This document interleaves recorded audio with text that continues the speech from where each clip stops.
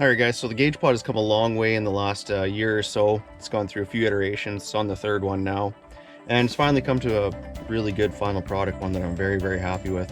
And I'll probably look at start selling it a little more than I have been. If you were at the last video and you dug through the messages, you would have found an email, and I've sold a good handful of them to a bunch of guys, and so far so good. So this video is going to kind of cover the changes I made with the pod and the installation and the final product. Have a look at it, see what you guys think.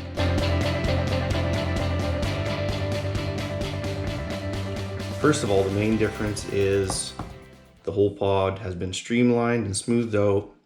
So it's not just a cylinder sitting on top of a flat pad like this. Second thing would be the slot at the back for the wires is much bigger, a lot easier to work with. The whole pod is stronger all the way around because it's streamlined. And the slot for the mounting is about double the size to ease an installation now.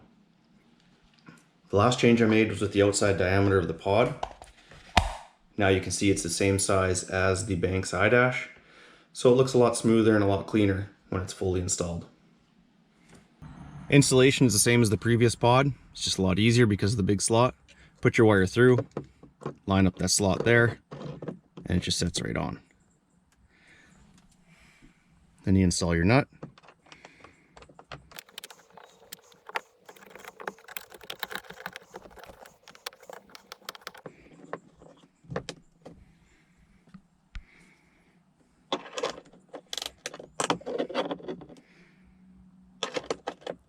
Then we can tighten the nut up.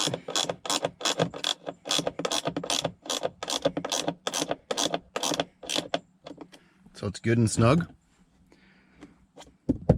See, it's nice and solid. Then we'll get our iDash plugged back in.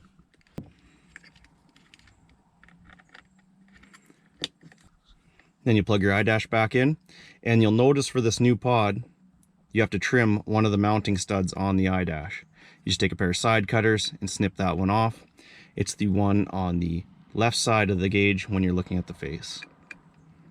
So with that trimmed and it plugged back in and the gauge tightened up, slide it back into the pod, and that's that.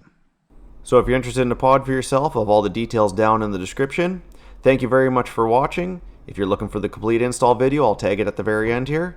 Don't forget to subscribe to the channel so I can catch you in the next one.